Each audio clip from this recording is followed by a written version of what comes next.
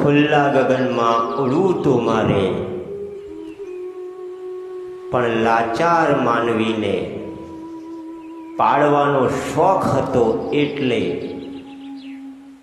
મારી પાંખો કાપી નાખી હતી. દુનિયા ખૂબ જ મોટી હતી. મને પિંજરાના તાર સિવાય કંઈ જ દેખાતું નહોતું, અને મેં જો ચાહ્યું હોત તો પરવારમાં ઉડી જાત.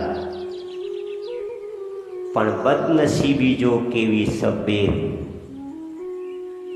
તાળું પિંજરે મારી ચાવી સંતાડીને રાખી હતી.